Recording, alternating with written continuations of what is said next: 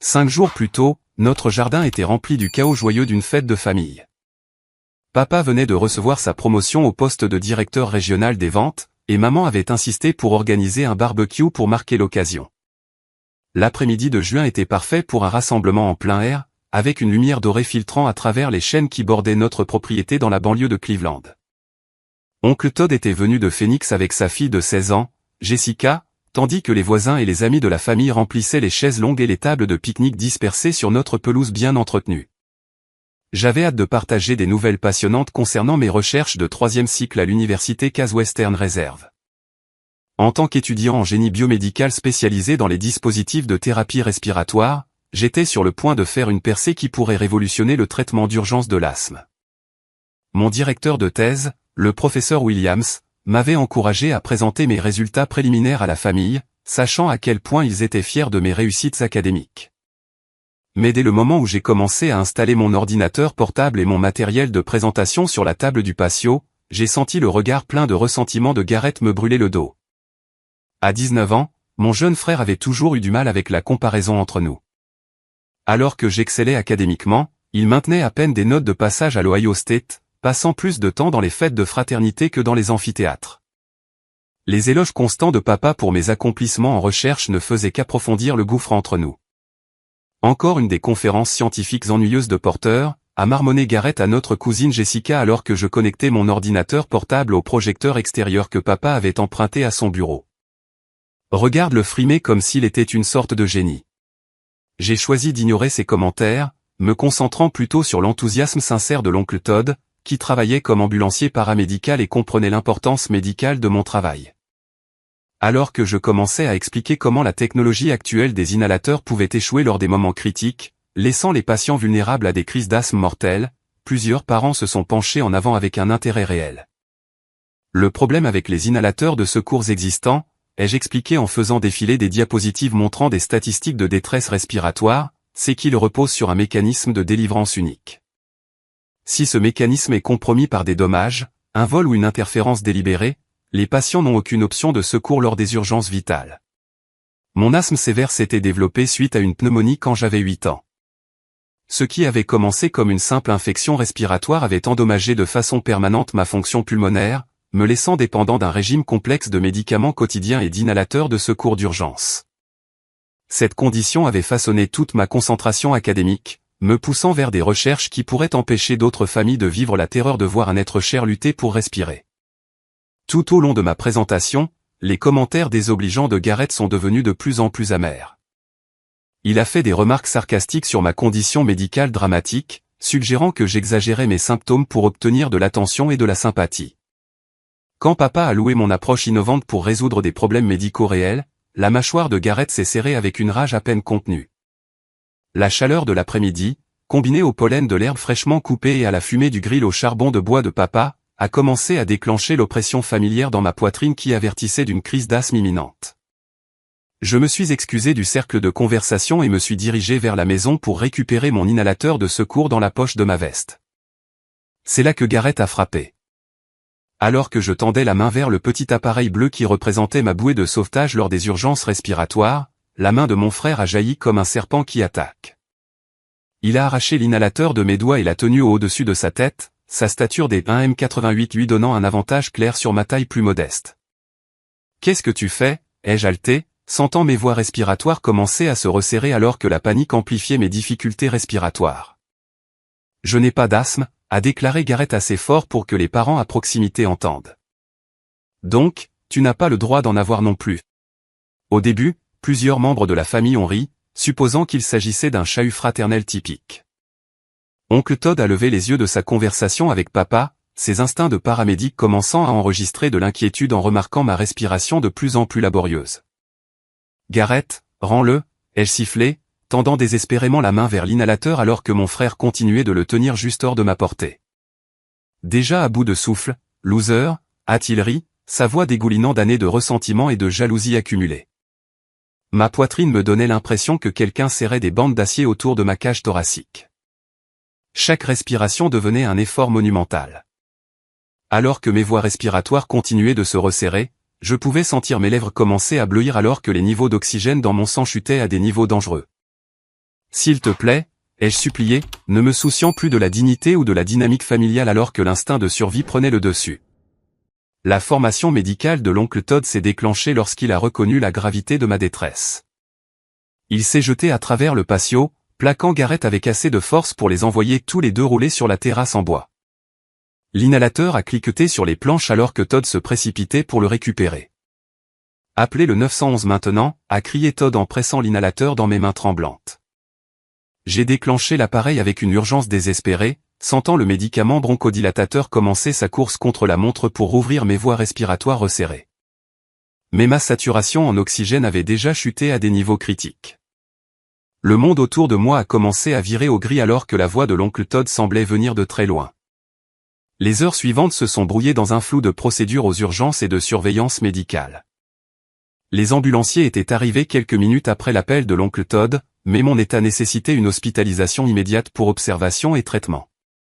Le docteur Chen, le médecin urgentiste qui m'a traité plus tard, a expliqué qu'une minute ou deux de plus sans mon médicament de secours aurait pu entraîner une insuffisance respiratoire complète et des lésions cérébrales potentielles dues au manque d'oxygène.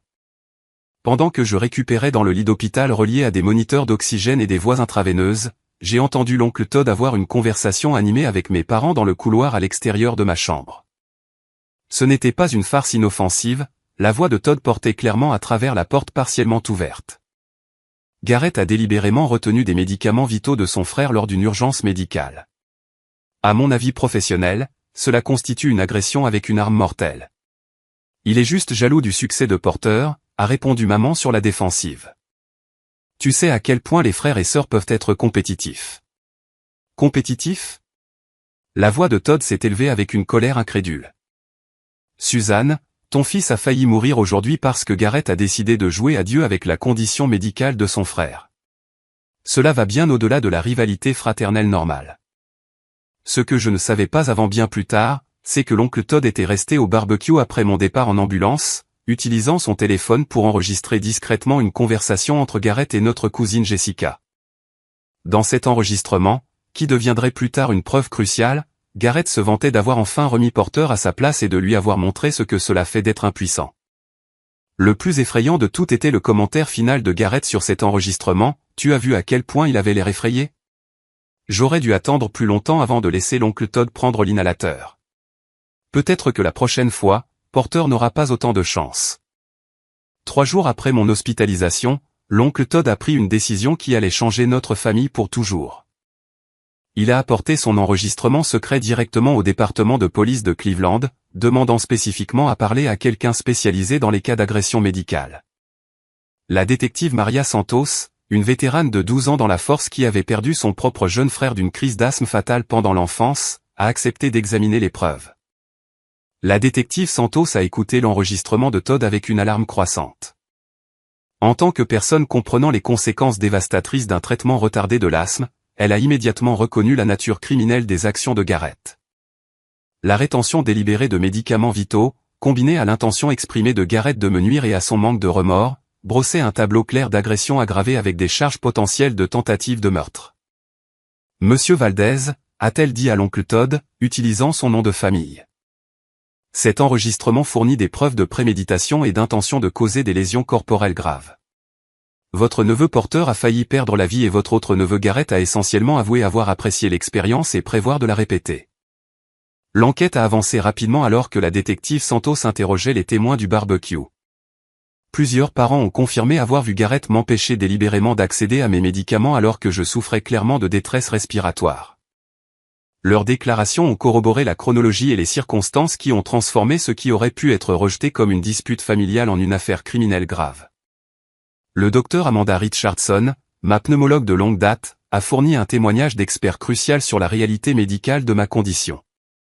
Elle a expliqué aux enquêteurs comment mon type particulier d'asthme sévère pouvait passer de symptômes gérables à une insuffisance respiratoire potentiellement mortelle en quelques minutes lorsque des facteurs déclencheurs se combinaient à des retards de médication. La saturation en oxygène de Porter à son arrivée aux urgences était de 68%, a rapporté le docteur Richardson. Les niveaux normaux varient de 95 à 100%.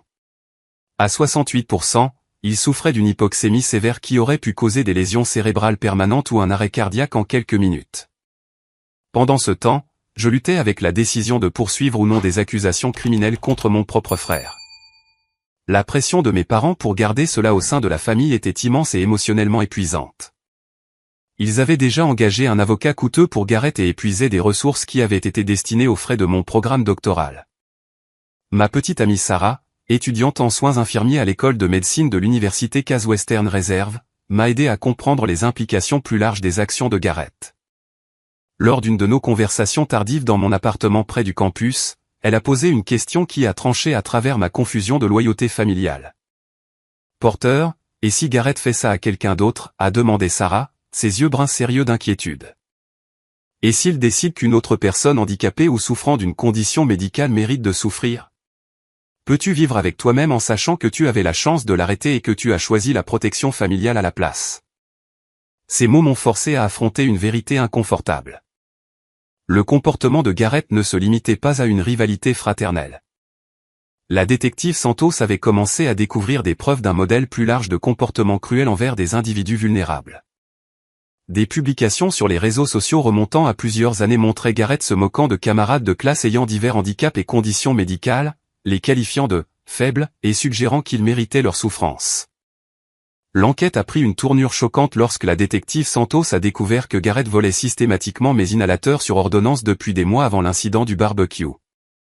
Les dossiers de la pharmacie montraient que je renouvelais mes ordonnances plus fréquemment que médicalement nécessaire, tandis que le compte bancaire de Garrett révélait des dépôts en espèces qui coïncidaient avec ses dates de renouvellement. Votre frère vendait vos inhalateurs de secours à d'autres étudiants, a expliqué la détective Santos lors de notre entretien au poste de police. Il dirigeait essentiellement une opération de marché noir de médicaments vitaux tout en vous laissant avec des dispositifs de secours périmés qui auraient pu échouer lors d'une urgence réelle. Cette révélation a transformé ma compréhension de l'attaque du barbecue d'un acte impulsif de cruauté en une escalade calculée de mise en danger continue. Garrett n'avait pas seulement menacé ma vie une fois. Il avait systématiquement sapé ma sécurité médicale pendant des mois tout en profitant de ma vulnérabilité. Le professeur Williams, mon directeur de thèse, a fourni un témoignage supplémentaire sur le modèle de harcèlement de Garrett sur le campus. Il avait été témoin de plusieurs cas où Garrett s'était présenté à mon laboratoire de recherche, faisant des commentaires menaçants sur ma santé et tentant d'interférer avec mon travail académique. Garrett m'a dit que l'asthme de Porter était une excuse pratique pour obtenir un traitement spécial, a rapporté le professeur Williams. Il a dit que Porter ne méritait pas le succès parce que sa condition médicale lui donnait un avantage injuste grâce aux aménagements pour handicapés. Le procureur James Fletcher a reconnu l'impact potentiel de la poursuite de cette affaire. En tant que candidat à sa réélection sur une plateforme de protection des citoyens vulnérables, il a vu une opportunité d'envoyer un message fort sur la mise en danger médicale et les violations des droits des personnes handicapées. Cette affaire représente plus qu'une rivalité fraternelle qui a mal tourné, a annoncé le procureur Fletcher lors d'une conférence de presse. Les actions de M. Garrett Morrison constituent une agression préméditée délibérée sur un individu dont la condition médicale le rendait particulièrement vulnérable à des dommages graves ou à la mort. Les accusations portées contre Garrett étaient sévères, agression aggravée, mise en danger imprudente, vol de médicaments sur ordonnance et tentative de meurtre. Chaque accusation entraînait une peine de prison importante, et la combinaison pourrait entraîner des décennies derrière les barreaux s'il était reconnu coupable de tous les chefs d'accusation. Les groupes locaux de défense de l'asthme se sont ralliés à mon cas, reconnaissant son potentiel pour établir d'importants précédents juridiques pour la protection des personnes souffrant de conditions respiratoires contre la mise en danger médicale délibérée. La Fondation américaine de l'asthme et des allergies a publié une déclaration soutenant l'accusation et soulignant le problème plus large du vol de médicaments et de la maltraitance familiale des personnes handicapées. À mesure que l'attention des médias grandissait, la réponse de mes parents devenait de plus en plus décevante. Au lieu de reconnaître la gravité des actions de Garrett ou d'exprimer de l'inquiétude pour mon bien-être, ils se sont entièrement concentrés sur la protection de leur plus jeune fils contre les conséquences. Ils ont vidé mon fonds universitaire pour payer la défense juridique de Garrett, puis m'ont menti sur la disponibilité de l'aide financière pour terminer mon programme de doctorat. La goutte d'eau a fait déborder le vase lorsque j'ai découvert qu'ils rencontraient secrètement l'avocat de Garrett pour discuter de stratégies visant à me dépeindre comme un frère aîné vindicatif, cherchant à se venger par de fausses accusations. Leur trahison m'a blessé plus profondément que l'attaque physique de Garrett car elle représentait un choix conscient de sacrifier ma sécurité et mon avenir pour sa protection. Oncle Todd est intervenu pour combler le vide laissé par l'abandon de mes parents, offrant à la fois un soutien émotionnel et une aide financière pour mes études. Sa décision d'enregistrer les aveux de Garrett et de les signaler à la police avait été motivée par une réelle inquiétude pour ma sécurité plutôt que par un désir de détruire notre famille. Porter, j'ai vu trop de morts évitables dans ma carrière d'ambulancier, a expliqué Todd lors de l'une de nos conversations à son hôtel près du centre-ville de Cleveland. Quand quelqu'un refuse délibérément des soins médicaux à une personne vulnérable, il commet une tentative de meurtre. Tes parents peuvent choisir de permettre le comportement de Garrett, mais je ne serai pas complice de la dissimulation d'un crime qui aurait pu te tuer. Rachel Morrison, l'avocate de la défense influente engagée par mes parents, a construit sa stratégie autour de la minimisation des actions de Garrett et de la maximisation des attaques contre mon caractère. Avec plus de 15 ans d'expérience dans la défense de clients dans des affaires d'agression très médiatisées, Morrison se spécialisait dans la transformation des accusés criminels de perpétrateurs en victimes de circonstances indépendantes de leur volonté. Son approche consistait à dépeindre l'incident du barbecue comme une rivalité fraternelle inoffensive qui avait été exagérée par des forces de l'ordre trop zélées et des procureurs opportunistes cherchant de la publicité en année électorale. Morrison prévoyait de soutenir que j'avais exagéré ma condition médicale pour attirer la sympathie et obtenir un gain financier potentiel grâce à des poursuites civiles contre ma propre famille. Mesdames et messieurs du jury, s'exerçait Morrison lors de la préparation de sa déclaration d'ouverture. Ce dont vous êtes témoin est le résultat tragique de dynamiques familiales normales criminalisées par un système qui ne comprend pas les relations complexes entre frères. La juge Patricia Hernandez, une juriste de 58 ans connue pour son approche pragmatique des procédures judiciaires, avait son propre lien personnel avec les cas d'asthme. Ayant souffert de graves problèmes respiratoires depuis l'enfance, elle comprenait la nature potentiellement mortelle du traitement médical retardé d'une manière qui lui donnait un aperçu unique des preuves présentées. La préparation du dossier de l'accusation impliquait un travail approfondi avec le Dr Richardson pour m'aider à m'entraîner à raconter les événements traumatisants sans déclencher de crise d'anxiété qui pourraient compromettre mon témoignage. En tant que personne qui m'avait traité pendant plus d'une décennie, elle comprenait comment le stress des procédures judiciaires pouvait exacerber mes symptômes respiratoires.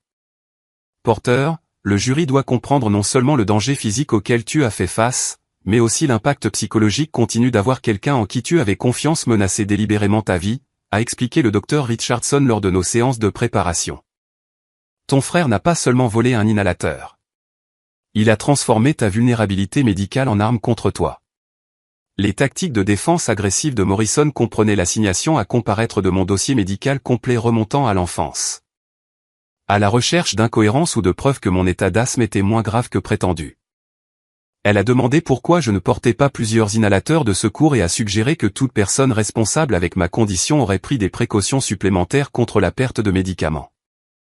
Le processus d'instruction a révélé le plan de Morrison de soutenir que j'avais délibérément provoqué les actions de Garrett en affichant mes réussites académiques et en le faisant se sentir inadéquat au sein de notre dynamique familiale. Elle avait l'intention de prétendre que ma présentation au barbecue était une tentative calculée d'humilier Garrett devant des parents et que sa réponse, bien qu'inappropriée, était compréhensible compte tenu de la provocation émotionnelle. La détective Santos a fourni une contre-attaque dévastatrice à cette stratégie de défense lorsque son enquête a découvert l'historique de recherche Internet de Garrett dans les semaines précédant l'incident du barbecue. Les enregistrements du navigateur de son ordinateur portable ont révélé de multiples recherches sur « Combien de temps quelqu'un peut-il survivre à une crise d'asthme, statistiques de décès par asthme, et « Symptômes de détresse respiratoire sévère ».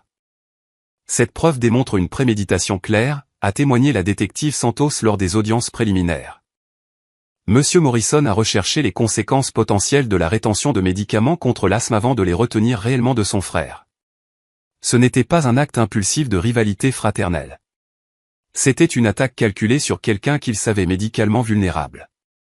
La preuve de préméditation a renforcé l'accusation de tentative de meurtre et a sapé la représentation de Garrett par Morrison comme quelqu'un qui a simplement agi sous le coup d'une détresse émotionnelle momentanée. L'accusation pouvait désormais soutenir que Garrett avait passé des semaines à planifier une attaque spécifiquement conçue pour exploiter ma vulnérabilité respiratoire. Le comportement de Garrett pendant les procédures judiciaires a joué contre sa défense malgré le coaching de Morrison sur le maintien d'une attitude respectueuse. Il a constamment affiché de l'arrogance et un sentiment de droit, souriant avec suffisance pendant les témoignages sérieux et montrant un mépris évident pour le processus judiciaire. La juge Hernandez l'a averti à plusieurs reprises de son attitude irrespectueuse envers les témoins et le personnel du tribunal. Le témoignage d'expert du Dr Richardson a fourni au jury une compréhension claire de la physiologie de l'asthme et de l'importance critique de l'accès immédiat aux médicaments lors des crises. À l'aide d'illustrations médicales et d'équipements de surveillance en temps réel, elle a démontré à quelle vitesse mon état pouvait passer de symptômes gérables à une insuffisance respiratoire potentiellement mortelle. Lorsque quelqu'un souffrant d'asthme sévère se voit refuser l'accès à ces médicaments de secours, a expliqué le Dr Richardson au jury, chaque minute de retard augmente le risque d'invalidité permanente ou de décès. La décision de M. Morrison de retenir l'inhalateur de son frère, alors que Porter était clairement en détresse respiratoire, équivalait à pointer une arme chargée sur quelqu'un et à appuyer sur la gâchette. Le médecin urgentiste Dr Chen a témoigné de mon état à mon arrivée à l'hôpital après l'incident du barbecue. Son témoignage comprenait des images de sécurité de l'hôpital montrant mes lèvres bleues, ma respiration laborieuse et les interventions médicales urgentes nécessaires pour stabiliser mes niveaux d'oxygène. En 20 ans de médecine d'urgence, a déclaré le Dr Chen au jury, j'ai vu de nombreux décès évitables dus à des crises d'asthme. Monsieur Morrison est arrivé dans notre établissement dans un état critique qui aurait pu être fatal avec même quelques minutes de plus de traitement retardé. Le témoignage de l'oncle Todd s'est avéré particulièrement puissant alors qu'il décrivait m'avoir vu m'effondrer pendant que Garrett continuait de tenir mon inhalateur hors de portée. En tant qu'ambulancier ayant une vaste expérience des urgences respiratoires, Todd pouvait parler avec autorité des signes médicaux qu'il avait observés et de l'urgence de l'intervention requise. Je savais que Porter était en train de mourir, a témoigné Todd, sa voix stable mais chargée d'émotion. Ses lèvres étaient bleues, sa respiration était extrêmement superficielle et son niveau de conscience déclinait rapidement. Garrett tenait la seule chose qui pouvait sauver la vie de son frère, et il prenait plaisir à voir Porter souffrir. Le témoignage réticent de mes parents a encore endommagé le cas de Garrett, car ils ont été forcés d'admettre sous serment qu'ils avaient été témoins de son refus de me rendre mon inhalateur, malgré ma détresse médicale évidente. Le contre-interrogatoire a révélé leur longue histoire consistant à permettre le comportement intimidant de Garrett et à minimiser la gravité de ma condition médicale. Vous avez décrit votre fils, Garrett, comme compétitif et déterminé, a noté le procureur lors du contre-interrogatoire de ma mère. Décririez-vous également le fait de retenir délibérément des médicaments vitaux à quelqu'un ayant une urgence médicale comme un comportement compétitif ? L'incapacité de maman à répondre directement à cette question en disait long au jury sur le dysfonctionnement de notre famille et sa réticence à tenir Garrett responsable d'actions potentiellement mortelles. Le moment culminant de cette phase est survenu lors du contre-interrogatoire agressif de Morrison conçu pour me faire admettre que je n'étais pas vraiment en danger grave pendant l'incident du barbecue. Sa stratégie impliquait de me pousser à reconnaître que j'avais exagéré mes symptômes ou que l'attaque n'était pas aussi grave que le suggéraient les dossiers médicaux. Monsieur Morrison, a-t-elle insisté. N'est-il pas vrai que vous auriez pu simplement demander à d'autres membres de la famille de vous aider à récupérer votre inhalateur au lieu de créer cette scène dramatique ? Le stress de son interrogatoire agressif combiné à la mauvaise circulation de l'air dans la salle d'audience et à mon anxiété persistante à l'idée de revivre l'attaque a déclenché un épisode d'asthme inattendu juste là, à la barre des témoins. Alors que je commençais à lutter pour respirer, tendant désespérément la main vers mon inhalateur de secours, la réponse de Garrett a détruit toute sympathie restante que le jury aurait pu avoir pour lui. Il a ri, non pas discrètement, mais assez audiblement pour que la juge Hernandez, le jury et les spectateurs dans la galerie entendent son amusement face à ma détresse médicale. Même Morrison a semblé choqué par la réaction de son client alors que les officiers de justice se précipitaient pour fournir une assistance d'urgence. Monsieur Morrison, a déclaré sèchement la juge Hernandez, votre comportement est tout à fait inapproprié et sera noté au dossier du tribunal. Mais les dommages causés au cas de Garrett étaient irréversibles. Le jury avait été témoin de première main à la fois de ma véritable vulnérabilité médicale et de sa jouissance insensible de ma souffrance. La stratégie de défense agressive de Morrison s'était retournée contre elle de manière spectaculaire, fournissant à l'accusation la preuve la plus puissante possible, la propre réaction de Garrett en me voyant en détresse respiratoire. La présentation systématique des preuves par l'accusation a méthodiquement démoli chaque aspect de la stratégie de défense de Morrison tout en révélant toute l'étendue du comportement dangereux de Garrett. Le docteur Michael Chen est monté à la barre pour fournir un témoignage médical détaillé sur mon état à mon arrivée au service des urgences de l'hôpital général de Cleveland. La saturation en oxygène de Monsieur Morrison était de 68% lorsque notre équipe médicale l'a évalué pour la première fois, a témoigné le docteur Chen en consultant les dossiers médicaux de cette nuit-là. Pour le contexte, tout ce qui est inférieur à 90% constitue une urgence médicale, et des niveaux dans les 60 indiquent une hypoxémie sévère mettant la vie en danger qui peut causer des lésions cérébrales permanentes en quelques minutes. Les images de sécurité de l'hôpital diffusées pour le jury sur de grands moniteurs montraient ma lutte désespérée pour respirer alors que le personnel médical travaillait frénétiquement pour stabiliser mon état. La preuve visuelle était bien plus puissante que n'importe quelle description verbale n'aurait pu l'être, permettant aux jurés d'être témoins de la véritable gravité de ma détresse respiratoire. Le docteur Chen a expliqué la chronologie médicale qui prouvait à quel point j'étais passé près de dommages irréversibles ou de la mort. Sur la base de l'état de M. Morrison à son arrivée et du taux de détérioration que nous avons observé, je peux dire avec certitude médicale que 2 à 3 minutes supplémentaires sans traitement auraient pu entraîner un arrêt cardiaque ou une lésion cérébrale permanente due au manque d'oxygène. Sarah Martinez, ma petite amie et étudiante en soins infirmiers avec une expérience clinique en soins respiratoires, a témoigné de l'escalade du modèle de harcèlement de Garrett au cours des mois précédant l'attaque du barbecue. Sa documentation détaillée des incidents a aidé à établir que le vol de l'inhalateur n'était pas un événement isolé, mais faisait partie d'une campagne systématique d'intimidation. Garrett se présentait au laboratoire de Porter à l'improviste, a témoigné Sarah. Il faisait des commentaires sur la fausse condition médicale de Porter et suggérait que Porter utilisait son asthme comme excuse pour obtenir un traitement spécial de la part des professeurs et des employeurs. Elle a décrit des incidents spécifiques où Garrett m'avait suivi à des événements universitaires, passé des appels téléphoniques menaçant tard le soir et tenté de saboter mon équipement de recherche en altérant les systèmes de ventilation du laboratoire où je menais des expériences sur des dispositifs de thérapie respiratoire. Le professeur Williams a témoigné des visites non autorisées de Garrett aux installations universitaires et de ses tentatives de discréditer mon travail académique en diffusant de fausses informations sur mes méthodes de recherche et mes résultats. Son témoignage a établi le modèle de Garrett ciblant ma réputation professionnelle ainsi que ma sécurité personnelle. Monsieur Garrett Morrison m'a dit que son frère ne méritait pas le succès académique parce que sa condition médicale lui donnait des avantages injustes grâce aux aménagements pour handicapés, a rapporté le professeur Williams. Il a dit que Porter truquait le système et que quelqu'un devait remettre les pendules à l'heure. L'expert en technologie de l'accusation a présenté des preuves de criminalistique numérique qui brossaient un tableau troublant des activités en ligne et des communications privées de Garrett. Les messages textes supprimés récupérés de son téléphone montraient des conversations avec des amis où il se vantait de me contrôler et de prévoir de m'apprendre une leçon que je n'oublierai pas.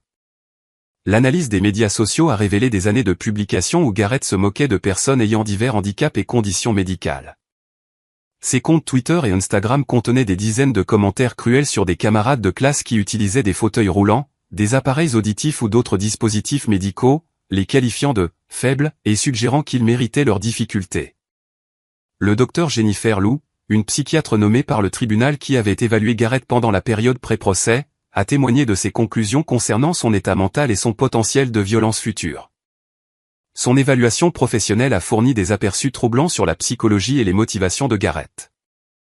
Monsieur Morrison présente des caractéristiques cohérentes avec un trouble de la personnalité narcissique combiné à des traits antisociaux, a rapporté le docteur Lou. Il montre un manque total d'empathie pour la souffrance d'autrui et tire en fait du plaisir à causer de la douleur à ceux qu'il perçoit comme vulnérables ou qui ont du succès. L'évaluation psychiatrique a révélé que Garrett ne voyait pas ma condition médicale comme un problème de santé grave, mais comme une faiblesse qu'il pouvait exploiter pour affirmer sa domination au sein de notre structure familiale. Son ressentiment envers mes réussites académiques s'était combiné à ses troubles de la personnalité pour créer un individu dangereux capable d'une violence croissante. L'enquêteur sur les crimes financiers, le détective Kevin Park, a témoigné du réseau de vol plus large que Garrett avait organisé autour du trafic de médicaments sur ordonnance. L'enquête a révélé qu'il volait et vendait non seulement mes inhalateurs, mais aussi de l'insuline d'étudiants diabétiques et des épipens de ceux souffrant d'allergies sévères. Monsieur Morrison dirigeait un réseau sophistiqué de marché noir ciblant des médicaments vitaux d'étudiants universitaires sur plusieurs campus de l'Ohio, a expliqué le détective Park. Ses profits tirés de ces vols ont dépassé 12 000 $ sur 8 mois tout en mettant des douzaines d'individus vulnérables en risque d'urgence médicale. Le réseau de vol de médicaments avait entraîné plusieurs incidents évités de justesse où des étudiants ont failli mourir lorsque leurs dispositifs volés ont été remplacés par des produits périmés ou contrefaits. L'opération de Garrett démontrait un mépris total pour la vie humaine dans la poursuite d'un gain financier tiré des vulnérabilités médicales d'autrui. Ashley Thompson, l'ancienne petite amie de Garrett du lycée, a courageusement témoigné de son histoire d'abus psychologiques et de mise en danger délibérée de personnes souffrant de conditions médicales. Son témoignage a révélé que l'attaque du barbecue n'était pas sa première tentative de nuire à quelqu'un en interférant avec ses soins médicaux. Garrett a une fois altéré mon repas alors qu'il savait que j'avais de graves allergies aux noix, a déclaré Ashley au jury, sa voix tremblant de peur mémorisée. Il pensait que c'était drôle de me voir utiliser mon EpiPen et a dit que je dramatisais une petite sensibilité alimentaire. Son témoignage a établi un modèle de comportement clair où Garrett ciblait les vulnérabilités médicales des gens comme une forme de divertissement et de contrôle. L'incident avec Ashley s'était produit 3 ans avant son attaque contre moi, montrant que son comportement dangereux s'était intensifié avec le temps. Les groupes locaux de défense de l'asthme ont présenté des preuves statistiques sur le problème plus large du vol de médicaments et de la mise en danger médicale délibérée au sein des familles. Le représentant de la Fondation américaine de l'asthme et des allergies a témoigné de cas similaires à travers le pays et du besoin urgent de protection juridique plus forte. Le cas de M. Morrison représente une tendance inquiétante que nous voyons à l'échelle nationale, a expliqué le représentant. Les membres de la famille et les soignants utilisent de plus en plus les vulnérabilités médicales comme outil d'abus et de contrôle, souvent avec des conséquences fatales. Le témoignage sur l'impact communautaire a aidé le jury à comprendre que leur verdict enverrait un message important sur la volonté de la société de protéger les individus vulnérables contre les abus médicaux. Même lorsque ces abus proviennent de membres de la famille qui devraient fournir soins et soutien. La preuve la plus dévastatrice de l'accusation est venue d'une source inattendue, Emma Rodriguez, la petite amie actuelle de Garrett, qui l'avait secrètement enregistré en train de célébrer mon hospitalisation lors d'une fête après l'incident du barbecue. Sa décision de contacter les procureurs avec des preuves vidéo a démontré l'étendue choquante du manque de remords de Garrett. La vidéo montrait Garrett reconstituant le vol de l'inhalateur pour le divertissement, riant alors qu'il démontrait comment il avait tenu mes médicaments hors de portée pendant que je suppliais de l'aide. Le plus accablant de tout était sa déclaration explicite qu'il espérait que je mourrais pour pouvoir tout hériter et ne plus vivre dans mon ombre. J'aurais dû attendre plus longtemps, a déclaré Garrett sur l'enregistrement, clairement ivre mais parlant avec une sincérité indubitable. Peut-être que si Porter s'était évanoui complètement, il aurait appris à ne pas frimer autant. La prochaine fois, je m'assurerai qu'il souffre vraiment. La trahison de la confiance de Garrett par Emma a fourni à l'accusation des preuves irréfutables de ses véritables motivations et de son absence totale d'amour fraternel ou de décence humaine élémentaire. La vidéo a éliminé toute possibilité que ces actions puissent être expliquées comme une colère momentanée ou une rivalité fraternelle mal avisée. La décision d'Emma Rodriguez d'enregistrer secrètement la célébration de ma quasi-mort par Garrett a marqué le début de son effondrement psychologique et juridique complet. Sa preuve vidéo a révélé toute l'étendue de sa personnalité sociopathique et a éliminé tout doute restant sur sa culpabilité ou son potentiel de réhabilitation. L'enregistrement fait lors d'une fête de fraternité 3 jours après mon hospitalisation montrait Garrett entouré d'amis admiratifs alors qu'il se vantait de son plan brillant pour humilier son frère aîné arrogant. Sa discussion désinvolte sur la tentative de meurtre comme divertissement démontrait un niveau de dureté qui a choqué même les agents des forces de l'ordre expérimentés. Vous auriez dû voir sa tête quand il a réalisé que je n'allais pas le rendre, riait Garrett sur la vidéo, imitant mon halètement désespéré pour respirer tandis que son public applaudissait. Il devenait bleu et tout. J'étais Jean, maintenant, c'est qui le faible, génie? Emma a témoigné qu'elle avait initialement trouvé Garrett charmant et confiant. Mais qu'elle avait progressivement été perturbée par ses commentaires cruels sur les personnes handicapées et son ressentiment évident envers moi. Sa décision de l'enregistrer est venue après qu'il a commencé à se vanter de planifier des attaques supplémentaires sur des personnes vulnérables comme forme de divertissement. Garrett parlait de cibler d'autres étudiants avec des conditions médicales, a déclaré Emma au jury, sa voix stable malgré une difficulté émotionnelle évidente. Il disait que les personnes handicapées étaient des cibles faciles qui méritaient ce qui leur arrivait parce qu'elles étaient trop faibles pour riposter. La preuve vidéo a également révélé que Garrett enseignait à d'autres membres de la fraternité comment identifier et voler des dispositifs médicaux de camarades vulnérables. Il fournissait des instructions détaillées sur la reconnaissance des pompes à insuline, des inhalateurs de secours et des épipens, les décrivant comme des articles précieux pouvant être vendus pour des profits importants. Le docteur Patricia Stone, la psychiatre me traitant pour le traumatisme lié à l'attaque, a témoigné de l'impact psychologique grave des actions de Garrett sur ma santé mentale et mon fonctionnement quotidien. Son évaluation professionnelle a révélé les dommages durables causés par la trahison de quelqu'un qui aurait dû fournir protection et soutien. Monsieur Porter Morrison souffre d'un trouble de stress post-traumatique complexe directement lié à l'agression de son frère, a expliqué le Dr Stone.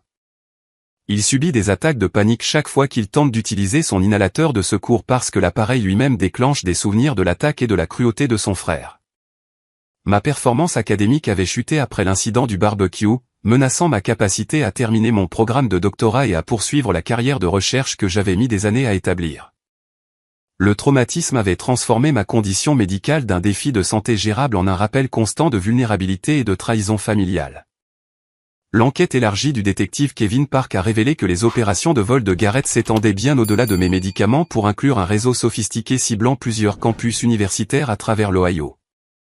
Plusieurs étudiants avaient failli mourir lorsque leurs médicaments volés avaient été remplacés par des produits périmés ou contrefaits achetés en ligne. L'organisation de M. Morrison était responsable d'au moins 12 urgences médicales graves où les étudiants ne pouvaient pas accéder à leurs médicaments vitaux lors de moments critiques, a témoigné le détective Park. Ces actions ont mis en danger des douzaines de vies tout en générant des profits substantiels à partir des nécessités médicales d'autrui. L'enquête financière a découvert des preuves que Garrett utilisait les profits du vol de médicaments pour soutenir des dettes de jeu et des achats de drogue, expliquant son besoin désespéré de revenus continus provenant d'activités criminelles de plus en plus dangereuses. Ces problèmes d'addiction avaient intensifié sa volonté de risquer la vie des autres pour un gain financier personnel. La trahison finale de mes parents est survenue lors de leur témoignage lorsqu'ils ont admis sous serment qu'ils étaient au courant des problèmes de drogue de Garrett et de ses activités de vol. Mais avaient choisi de le couvrir à plusieurs reprises plutôt que de chercher de l'aide ou une intervention. Leur témoignage a révélé des années de comportement permissif qui avaient permis à sa conduite dangereuse de s'intensifier sans contrôle. Nous pensions que si nous continuions simplement à aider Garrett avec ses problèmes financiers, il finirait par sortir de cette phase difficile, a témoigné maman en évitant le contact visuel avec moi tout au long de son passage à la barre des témoins. Nous n'avons jamais imaginé qu'il blesserait réellement Porter sérieusement. Leur aveu qu'ils avaient utilisé mon fonds universitaire pour payer les dettes de drogue et les frais juridiques de Garrett tout en me mentant sur la disponibilité de l'aide financière a démontré leur priorisation claire de sa protection par rapport à mon éducation et à mon avenir. La trahison familiale était complète et irréversible. Le comportement de Garrett dans la salle d'audience est devenu de plus en plus erratique à mesure que les preuves s'accumulaient contre lui. Malgré le coaching répété de Morrison sur le maintien du calme, il ne pouvait pas cacher son arrogance et son sentiment de droit. Ses sourires suffisants pendant les témoignages des victimes et son mépris évident pour les procédures judiciaires ont joué contre toute possibilité de sympathie du jury. La juge Hernandez a émis de multiples avertissements concernant son comportement perturbateur, notant ses yeux au ciel lors des témoignages médicaux sérieux et ses moqueries audibles lorsque les témoins décrivaient la gravité de mes blessures. Son incapacité à montrer un remords approprié ou du respect pour le processus judiciaire a renforcé les arguments de l'accusation concernant son caractère dangereux. La réponse de la communauté à mon cas s'était transformée en un mouvement national alors que les organisations de défense de l'asthme ralliaient du soutien et que la couverture médiatique soulignait le problème plus large du vol de dispositifs médicaux et de la maltraitance familiale des personnes handicapées. Des campagnes de collecte de fonds ont aidé à remplacer mes ressources éducatives épuisées tout en fournissant une thérapie et un soutien juridique. Des messages de soutien sont arrivés de tout le pays alors que d'autres survivants d'abus médicaux partageaient leurs propres histoires de trahison familiale et de mise en danger systématique. La réponse collective a démontré que les actions de Garrett représentaient un problème répandu nécessitant des protections juridiques plus fortes et une sensibilisation sociale. Lors d'une suspension d'audience, Garrett a fait une tentative désespérée de fuir le palais de justice tout en volant des fournitures médicales d'urgence dans la trousse de premiers soins d'un officier du tribunal. Sa capture sur le parking alors qu'il tentait de détruire des preuves de vol de médicaments supplémentaires a entraîné de nouvelles accusations et démontré son danger continu pour la sécurité publique. Même face à de graves accusations criminelles, M. Morrison a poursuivi son modèle de vol de fournitures médicales et de mise en danger d'autrui, a témoigné l'officier qui a procédé à l'arrestation. Ces actions ont montré un mépris total pour le processus judiciaire et une menace continue pour quiconque ayant des vulnérabilités médicales. La tentative d'évasion et la destruction de preuves ont éliminé toute possibilité restante de négociation de plaidoyer ou de réduction des charges. Les propres actions de Garrett avaient prouvé les arguments de l'accusation sur sa nature incorrigible et son potentiel de violence croissante contre les individus vulnérables. La stratégie de défense de Morrison s'est complètement effondrée alors que le comportement de son client s'appelle chaque argument sur son caractère, ses remords ou son potentiel de réhabilitation. Les preuves de préméditation, d'entreprise criminelle continue et d'absence absolue d'empathie ne laissaient aucune place à l'atténuation ou à la sympathie du jury. Contre l'avis urgent de son avocate, Rachel Morrison, Garrett a insisté pour témoigner pour sa propre défense, convaincu que son charme et son intelligence pourraient influencer le jury en sa faveur. Sa décision de prendre la barre des témoins s'avérerait être le dernier clou de son cercueil judiciaire, révélant toute l'étendue de son arrogance, de sa cruauté et de son manque total de remords. Morrison avait passé des heures à coacher Garrett sur les réponses appropriées et le comportement en salle d'audience, mais sa personnalité narcissique rendait impossible pour lui de maintenir la façade humble et apologétique qu'elle avait soigneusement construite. Quelques minutes après le début de son témoignage, son véritable caractère a commencé à transparaître. Porter a toujours été jaloux de mes capacités athlétiques et de mon succès social, a témoigné Garrett, sa voix confiante et dédaigneuse. Il utilise sa condition médicale comme une béquille pour obtenir de la sympathie et un traitement spécial qu'il ne mérite pas. L'équipe de l'accusation a échangé des regards alors que le témoignage de Garrett s'éloignait du script préparé par Morrison pour entrer en territoire dangereux. Son incapacité à montrer un véritable remords ou à reconnaître ses torts était exactement ce qu'ils avaient espéré lors de la préparation de leur dossier. Le témoignage direct de Garrett comprenait des allégations selon lesquelles j'avais délibérément provoqué l'incident du barbecue en affichant mes réussites académiques et en le faisant paraître inférieur devant les membres de la famille. Il a suggéré que ces actions étaient une réponse justifiée à des années d'abus émotionnels et de favoritisme familial. Tout le monde louait toujours Porter pour ses recherches et son succès académique, a poursuivi Garrett, son ressentiment clairement visible malgré les tentatives de Morrison de lui signaler de modérer sa rhétorique. Personne n'a jamais reconnu mes accomplissements ou reconnu à quel point c'était dur de vivre dans son ombre. Son témoignage a révélé des problèmes psychologiques profonds autour de la compétition et de l'estime de soi. Mais a également démontré sa croyance fondamentale que le succès des autres justifiait ses représailles cruelles. Le jury a écouté avec une alarme croissante alors que Garrett avouait essentiellement voir mon expérience de mort imminente comme une punition appropriée pour la réussite académique. Le contre-interrogatoire de l'accusation a systématiquement exposé chaque mensonge, contradiction et motivation cruelle dans le témoignage de Garrett.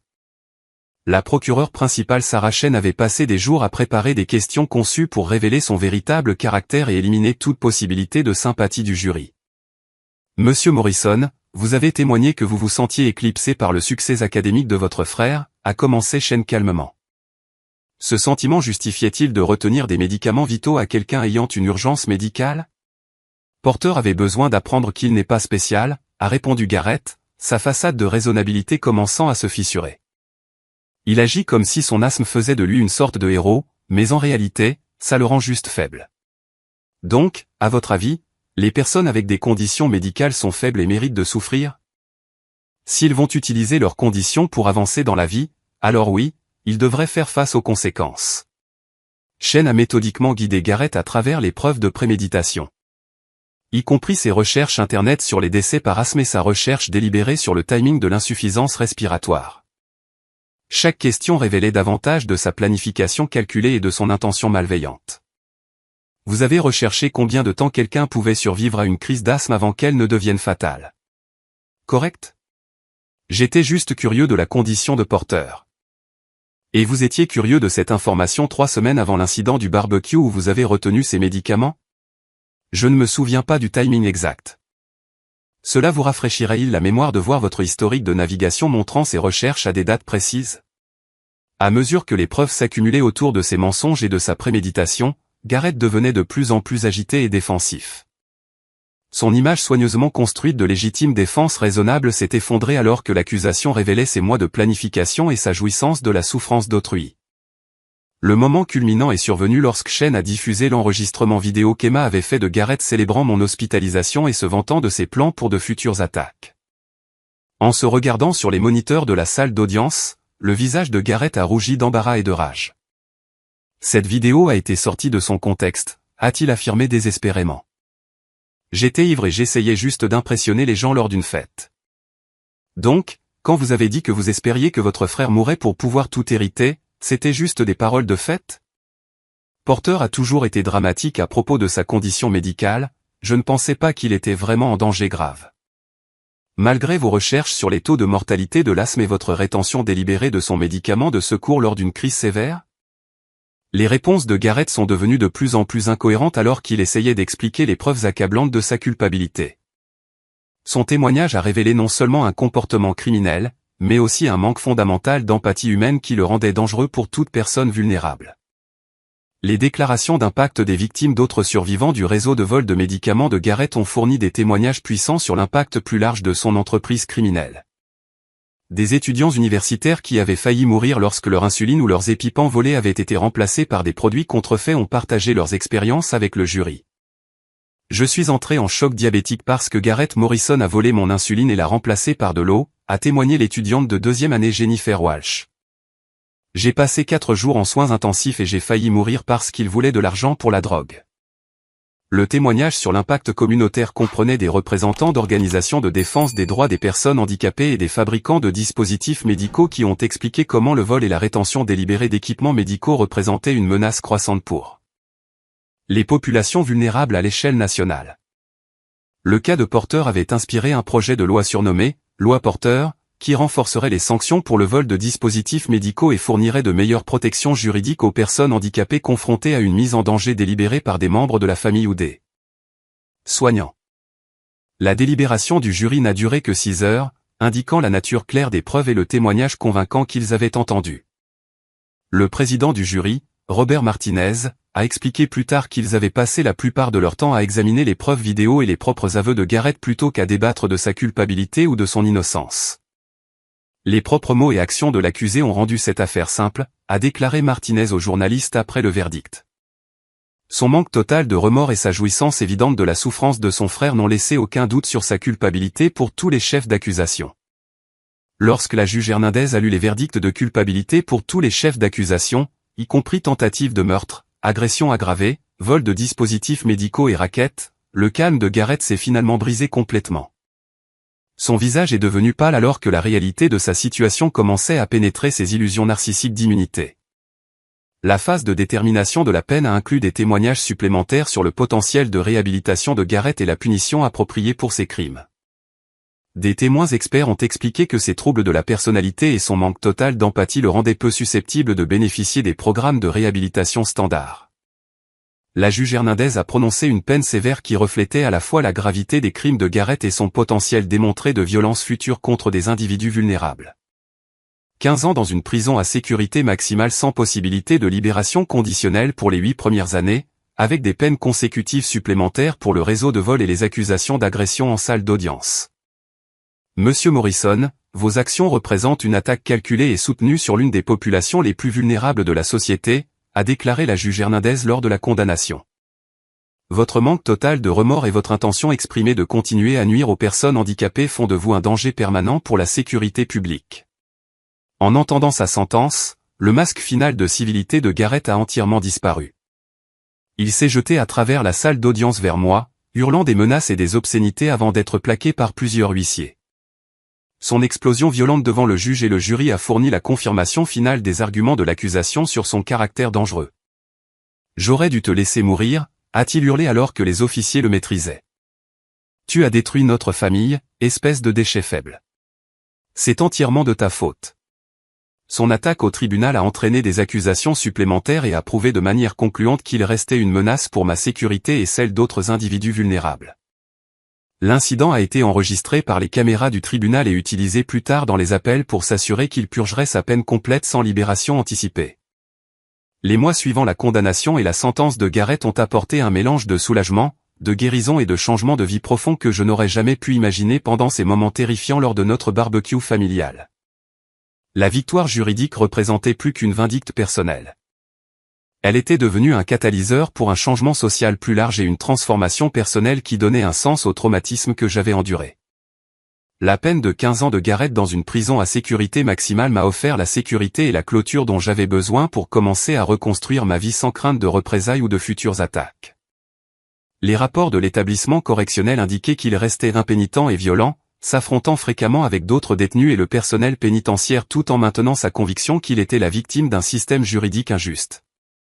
Des accusations supplémentaires pour agression sur des codétenus et tentatives d'organisation de plans de vol de médicaments au sein du système pénitentiaire ont assuré qu'il purgerait sa peine complète sans possibilité de libération anticipée. Son comportement dangereux continue à justifier l'évaluation de son caractère par le juge et confirmer que l'incarcération était nécessaire pour protéger la société de ses tendances sociopathiques. L'éloignement permanent de mes parents, bien qu'émotionnellement douloureux, s'est finalement révélé libérateur alors que j'apprenais à construire des relations basées sur une véritable attention et un respect mutuel plutôt que sur une obligation biologique. Oncle Todd est entré pleinement dans un rôle paternel, fournissant à la fois un soutien émotionnel et une aide financière qui m'ont permis de terminer mon programme de doctorat sans la dette écrasante que la trahison de mes parents aurait causée. Porter, La famille n'est pas définie par la génétique, a expliqué Todd lors de l'une de nos conversations régulières dans son nouvel appartement à Cleveland, où il avait déménagé pour être plus proche pendant ma récupération. La vraie famille se compose de personnes qui se protègent et se soutiennent mutuellement, surtout pendant les moments vulnérables. Ma relation avec Sarah s'est approfondie et renforcée alors que nous naviguions ensemble à travers les défis de la récupération du traumatisme.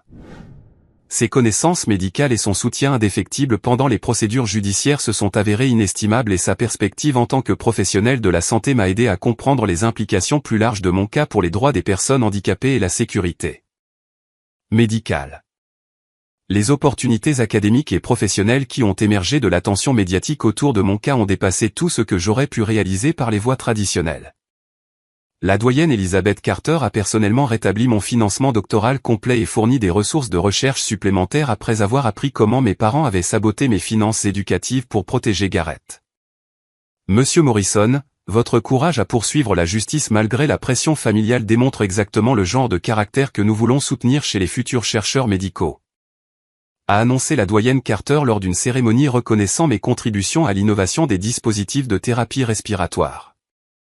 Ma recherche de thèse sur les systèmes respiratoires d'urgence de secours a attiré l'attention nationale et le financement de grands fabricants de dispositifs médicaux qui ont reconnu le potentiel commercial et humanitaire de mes innovations. L'ironie que l'attaque de Garrett ait inspiré une technologie salvatrice qui protégerait d'innombrables autres personnes a donné un sens et un but à la souffrance que j'avais endurée. Les licences de brevets pour mon système de secours respiratoire d'urgence ont généré suffisamment de revenus pour assurer mon indépendance financière et financer la recherche continue sur la sécurité des dispositifs médicaux et la prévention du vol. La technologie intégrait des fonctionnalités spécifiquement conçues pour empêcher l'altération et l'accès non autorisé par des abuseurs potentiels. Le Dr Susan Walsh, ma thérapeute en traumatologie spécialisée dans la récupération après abus familial, m'a aidé à traiter les émotions complexes autour de la condamnation de Garrett et de la trahison de ma famille. Son expertise dans les cas impliquant des abus médicaux a fourni un soutien crucial pour développer des mécanismes d'adaptation sains et reconstruire la confiance dans les relations. Porter, ta décision de poursuivre la justice malgré une pression familiale intense a probablement sauvé d'autres vies, a observé le Dr Walsh lors de l'une de nos séances. Le réseau de vol de Garrett s'étendait rapidement, et sa violence croissante suggère qu'il aurait fini par tuer quelqu'un s'il n'avait pas été arrêté.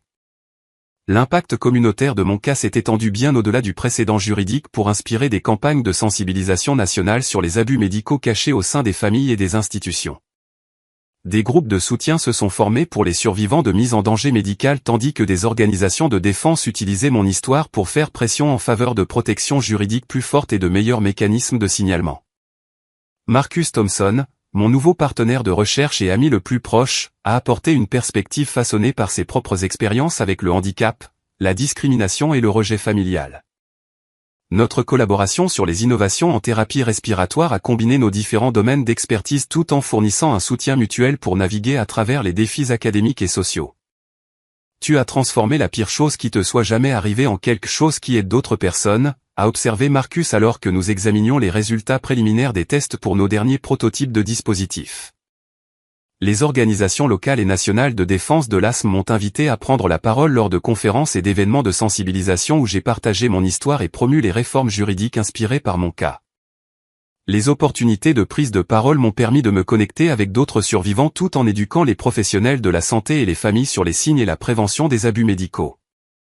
L'adoption de la loi Porter, en Ohio, suivie d'une législation similaire dans 12 autres États, a établi des sanctions plus fortes pour le vol de dispositifs médicaux et a fourni des protections juridiques renforcées pour les personnes vulnérables confrontées à une mise en danger délibérée par des membres de la famille ou des soignants. Les lois comprenaient des dispositions pour des ordonnances de protection d'urgence et des unités de poursuite spécialisées formées aux cas d'abus médicaux.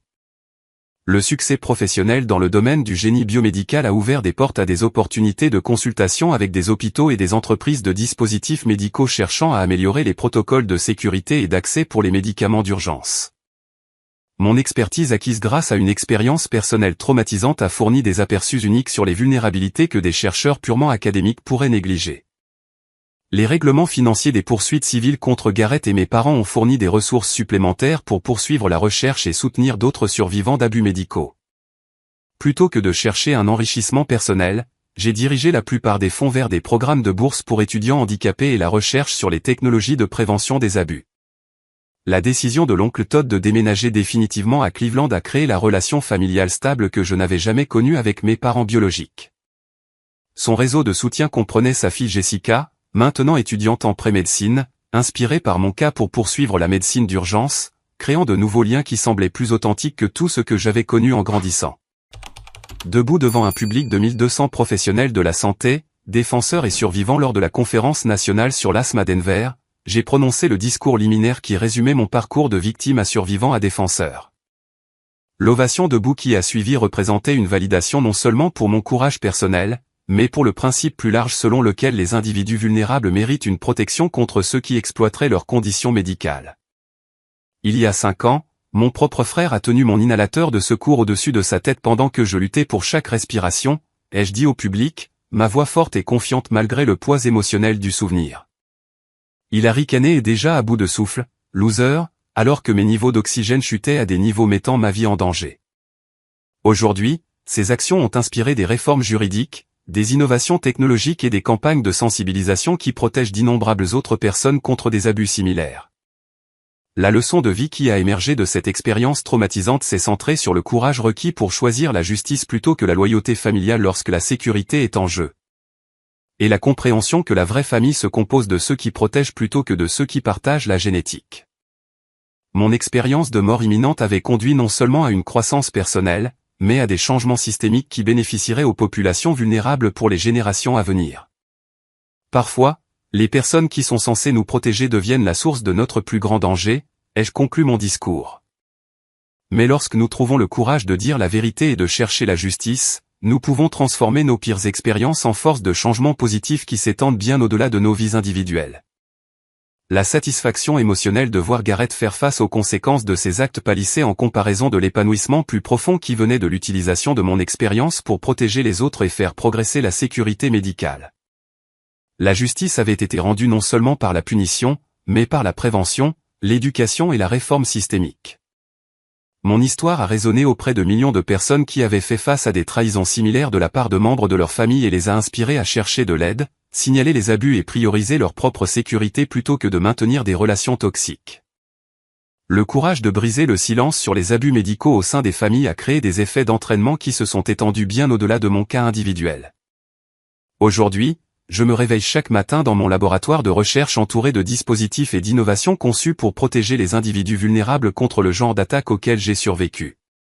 Le travail donne un sens à la souffrance et transforme le traumatisme personnel en bénéfice universel.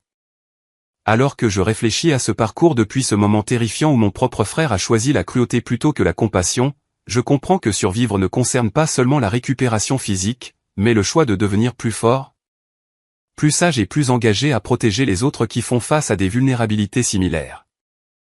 Avez-vous déjà eu à choisir entre la loyauté familiale et faire ce qui est juste, même lorsque ce choix avait un coût personnel énorme? J'aimerais entendre vos réflexions sur le fait de défendre la justice quand cela signifie affronter des gens que nous sommes censés aimer et en qui nous sommes censés avoir confiance. S'il vous plaît, partagez vos expériences dans les commentaires ci-dessous.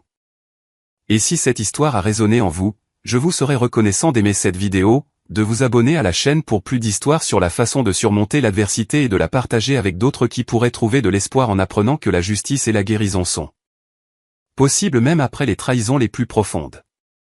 Merci d'avoir écouté mon histoire et de faire partie d'une communauté qui croit que les individus vulnérables méritent protection et respect. J'espère que mon expérience pourra aider d'autres personnes à trouver le courage de s'exprimer et de chercher l'aide qu'elles méritent.